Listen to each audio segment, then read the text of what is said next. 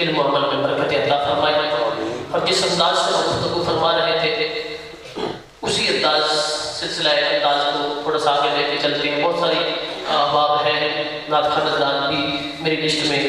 خطبہ حضرات بھی تشریف فرما ہے۔ حضرت خواجہ بہاؤالدین نقشبند رحمۃ اللہ تعالیٰ علیہ، آپ طالب علمی کا زمانہ تھا، وہی بات جو حکیم صاحب نے کی ہے، مولانا صاحب نے کی ہے، وہی آپ کی سماعتوں کی نظر آگے تھوڑا سا لے کے جانا چاہتا ہوں۔ حضرت میر کلال جو کہ آپ کے شیخ کامل بھی تھے، سلسلہ عالیہ نقشبندیہ کے بہت عظیم پیشوا، لوگوں نے کہا کہ وہاں وہ بندہ جو ہے آج کے زمانے میں بہت قابل ہے، تو ان کی بارگاہ میں حاضر ہو جائے تو آپ کو فیض مل جائے گا۔ اور وہ بڑے دل میں نا کیفیات لے کے، جذبات لے کے، خواہشات لے کے کہ میں جاؤں گا وہاں سے علم حاصل کروں گا، فیض حاصل کروں گا، روحانیت حاصل کروں گا، اور مجھے وہ مقام مل جائے گا جس مقام کی طلب میں ہوں میں، انتظار میں ہوں میں۔ تو وہاں پہنچے تو دیکھا کہ خواجہ میر کلال آپ اپنے احباب کے ساتھ، اپنے مریدوں کے ساتھ کشتی کر رہے ہیں، لگوٹا کیا ہوا ہے اور کشتی کر رہے ہیں۔ وہ تعجب کا شکار ہوئے، حیران ہوئے کہ جس بندے کا اتنا نام سنا تھا اور میں اتنی دور سے آیا ہوں چاہ کے کہ وہاں سے کچھ حاصل کروں گا، اور اس کی یہ کیفیت ہے کہ کپڑے اتارے ہوئے ہیں، لگوٹا کیا ہوا ہے، اور اپنے خادموں کے ساتھ، مریدوں کے ساتھ کشتی کرنا ہے۔ باہر کسی نے کوئی سوال نہیں کیا، پوچھا نہیں، کہا آ تو گیا ہوں، اب رات تو گزاروں، میل ملاقات تو کر لیتا ہوں، چلے صبح چلا جاؤں گا، اتنا سفر کر کے آیا ہوں۔ بہت سے اور بھی بزرگوں کے واقعات ہیں۔ خواجہ محمد عمر صاحب رحمۃ اللہ علیہ، آپ بھی اپنی عمر کا ایک حصہ جو ہے وہ شیخ تلاش کرتے رہے، ڈھونڈتے رہے، ملے جو دل کا درد سننے والا ہو، دل کو بہلانے والا ہو، اور دل کی جو اندر کی آواز ہے اس کو پہچاننے والا ہو۔ اسی طرح محبوب عالم سید علی رحمۃ اللہ علیہ، وہ بھی کچھ عرصہ تلاش کرتے رہے، اور خواجہ توکل شاہ خانوی کے دربار پہ پہنچے تو وہاں سے پھر عجیب کیفیت ہوئی، وہ ایک الگ واقعہ ہے۔ خواجہ بہاؤالدین نقشبند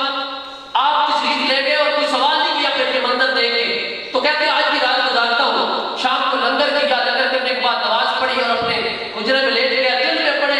بسا بس ہے، جو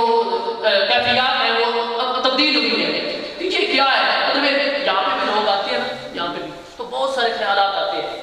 بھائی بس یہی ضرورت ہوتا ہے، اور حقیقت تک وہ نہیں پہنچ پاتے، ان کی کیفیت اتنا وہ کمپیسٹی نہیں ہوتی ہے دل کی، یا ان کی سمجھ نہیں ہوتی ہے، صرف اپنی حد تک۔ تو کہتے ہیں کہ میں آپ خود ہی لکھتے ہیں کہ رات ہوئی اور رات خواب نے میری زندگی بدل دی۔ خواب میں کیا ہوا کہ میں گہری دلدل میں پھنس گیا اور کوشش کرتا ہوں نکلنے کی، لیکن نکل نہیں پا رہا۔ بہت کوشش کرنے کے بعد، ہاتھ کو مارنے کے بعد اب میں مایوس سا ہو گیا ہوں کہ تھوڑی دیر گزری، سامنے سے میر کلال آئے، انہوں نے ہاتھ پکڑا اور دلدل سے اٹھا کے باہر نکال دیا۔ میر کلال تشریف لائے، وہی بزرگ تھے، وہ کشتی جو کر رہے تھے، وہی تشریف لائے جن کے آستانے پہ موجود تھے، دل کی کیفیات اور تھی،